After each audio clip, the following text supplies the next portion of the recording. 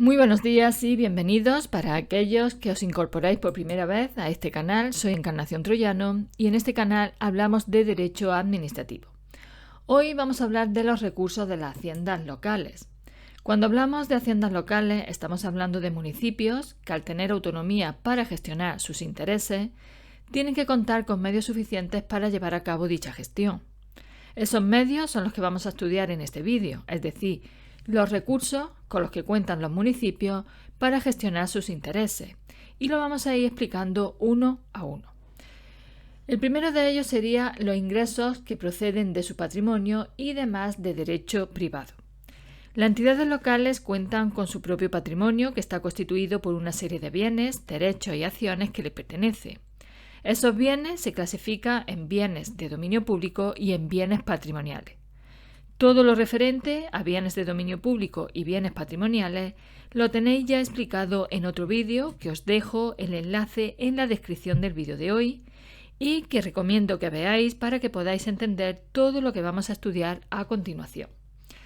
Esos bienes y derechos las entidades locales los pueden adquirir bien por una ley que se lo atribuya, por expropiación, por una herencia o por una donación, por prescripción o por ocupación. La gestión de todos estos bienes generará unos ingresos a dichas entidades locales que son los que denominamos ingresos de derecho privado.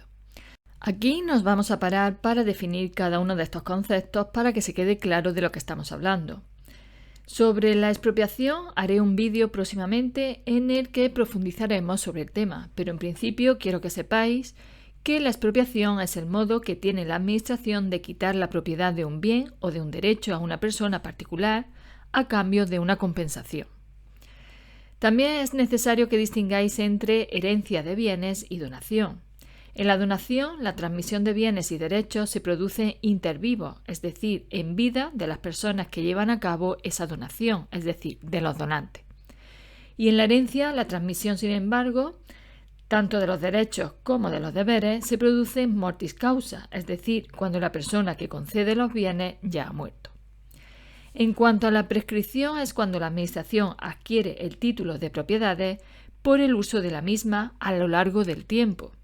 Y sin embargo, la ocupación es un modo de adquirir el dominio de las cosas, bien porque nunca tuvieron un dueño o bien porque han sido abandonadas.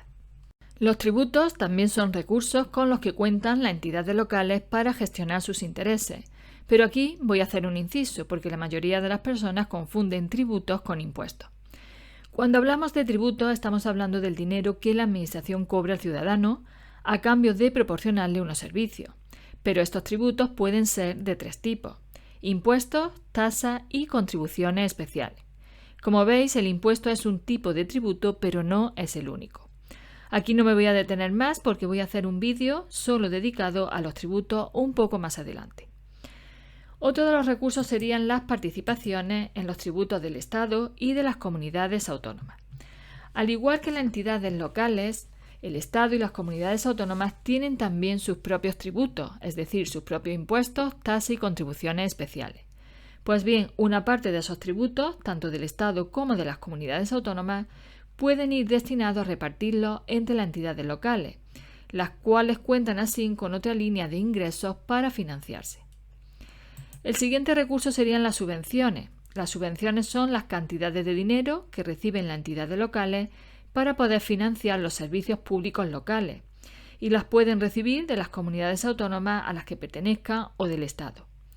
Estas subvenciones no pueden destinarse a fines diferentes para las que se concedieron. Próximamente haré también un vídeo sobre el tema de subvenciones para que entendáis realmente el procedimiento de solicitud y de concesión de subvenciones, así como el tipo de subvenciones que regula la ley. Otro de los recursos serían los ingresos que se reciben en conceptos de precios públicos. Cuando en un próximo vídeo hablemos sobre los tributos locales, veremos también en profundidad todo lo referente a los precios públicos. Pero para que se quede bien claro, aquí en este vídeo lo que vamos es a diferenciar entre precio público y tasa. Un precio público es una cantidad de dinero que pagamos a la Administración a cambio de un servicio o de una actividad que ella nos concede. La tasa consiste en lo mismo que el precio público, es decir, también pagamos una cantidad de dinero a la Administración para que ésta nos preste un servicio o una actividad.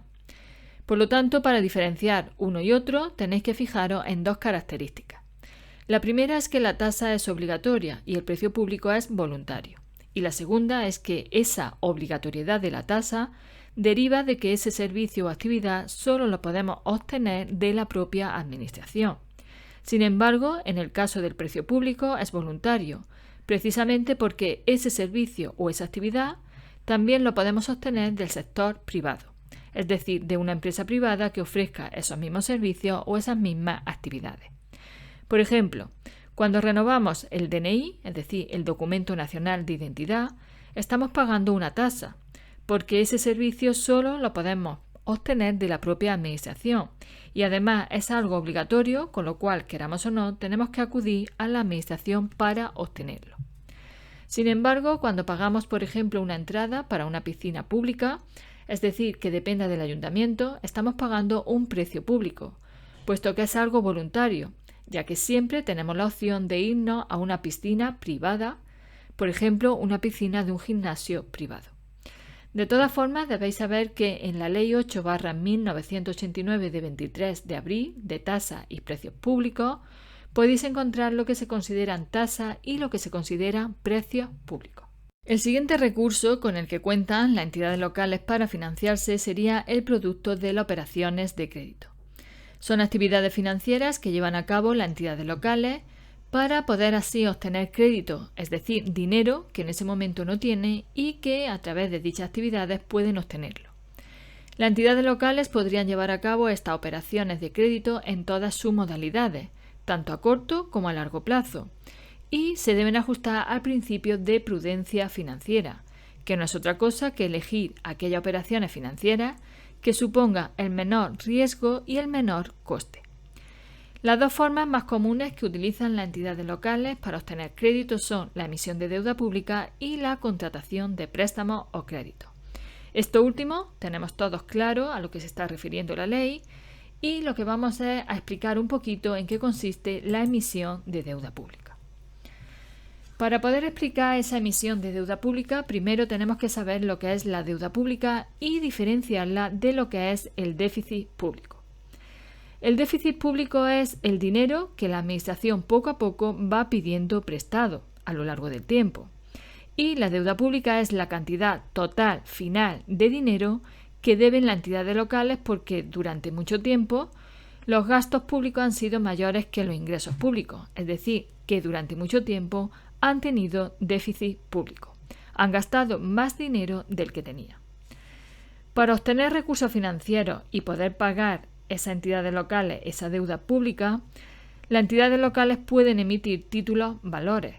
Con ellos conseguirán liquidez, porque esos títulos los comprarán inversores que los pagarán y así las entidades locales obtendrán dinero y podrán cubrir los servicios públicos que necesiten.